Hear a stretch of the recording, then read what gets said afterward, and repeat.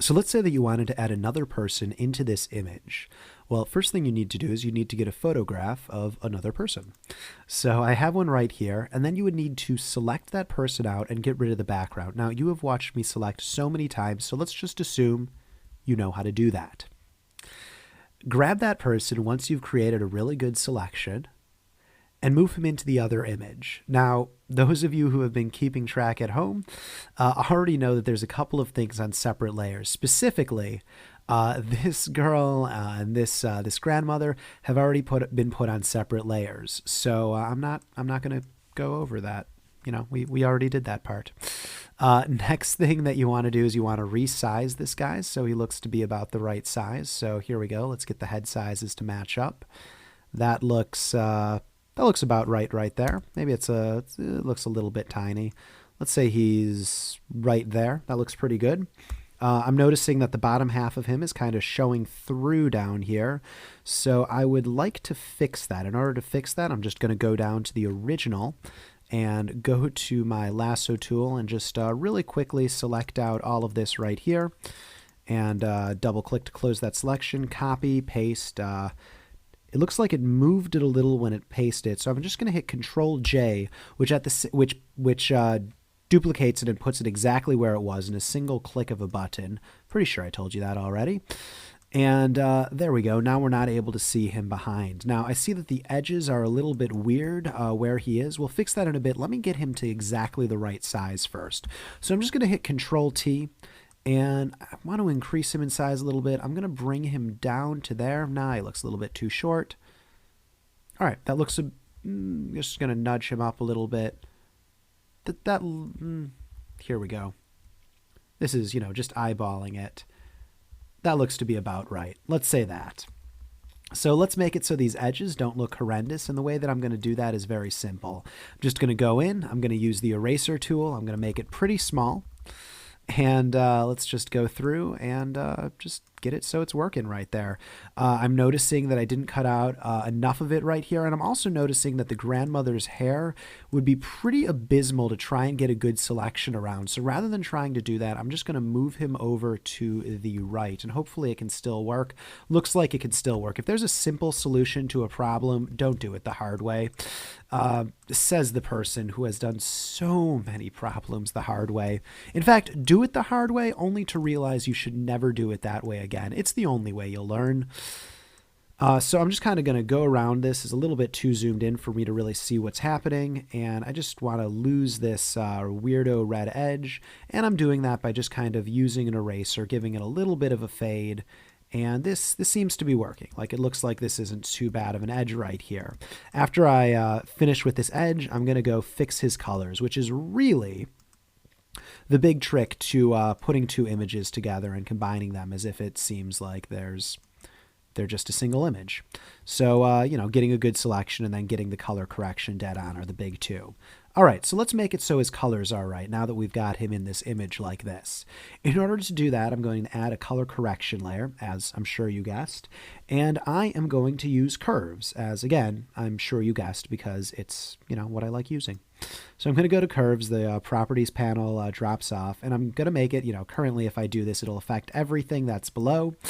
Let's click this button so it only affects the layer directly below it. Perfect. Now, in order to get two images colors matching, you want their whites to be the same, their blacks to be the same, and their midtones to be the same. So I'm looking at this, and it looks like the whitest white here is an absolute white, whereas the whitest white here is, I don't know, some sort of grayish thing. So I'm going to move this white slider and make it so his whitest white is lighter. And it looks like the darkest dark here is pretty close to black, whereas the darkest dark on him is more of a gray. So I'm going to move this in a little bit. And already, just those two things right there show us that we're well on our way. Next thing that I'm seeing is that he is not not colorful enough. How do I put this? He's not the right tone. So here, I'm going to try and find a neutral gray. And we'll see how this works. And honestly, this is just me randomly clicking, so I don't want to do that. I never like doing that. I can see that he needs to be a little bit more yellow. And in order to make him more yellow, it's less blue because they're complementary colors. So I'm just going to move this down, and that makes him more yellow. The next thing that I see is he looks a little bit too green. So I'm going to move this green bar down, which makes him a little bit more purple. Is he too red? I'm not sure. So I'm just going to move this up. I'm going to move this down, and I'm going to keep wiggling it until it seems just about right. And that's basically normally what I'll do. I'll just go into the three different red, green, and blue and just kind of wiggle it in the middle until it seems about right. So red, green, blue seems about right. So pretty quickly, we were able to go from this to this, which seems to match a little bit more. Although looking at it, it still seems a little bit dark across the board. So I'm just going to go into RGB and just kind of move it up so it gets a little bit brighter. And when we make it a little bit brighter, which I do think is the right move, I can see that I actually need to move my blacks in a little bit more. Here we go. And I need to go to my blue to make it a little bit more yellow. And as we just keep attacking each channel, I'm looking at his skin here and her skin there, and that seems like a pretty good match. So I can then move him around. Let's move him down a little bit. And that seems to be working. There we go. That's how to add a person into an image. Now, I expected when you watched that, you were a little bit confused by the color correction I did right there. So you don't need to watch the end of this video, but if you want me to go over that one more time, let me do that, and maybe I'll do a slightly better job of explaining it the second time. We'll see. I'm going to open up curves, and that's the only tool we're going to use to get his colors to match their colors. I'm going to set the curves so it only affects the layer below. First thing I'm going to do is I'm going to make his blacks match their blacks. So I'm just going to move this in, and now they do. Next thing I'm going to do is I'm going to make their whites match. So I'm going to move this in. And now they do. Next thing I'm going to do is I'm going to affect the red, greens, and blues. And all I'm going to do that is I'm just kind of going to wiggle around this middle slider until it seems like it's just about right. And I'm just going to kind of estimate it. That seems about right for red. That seems about right for green. Let's see what I can do with blue.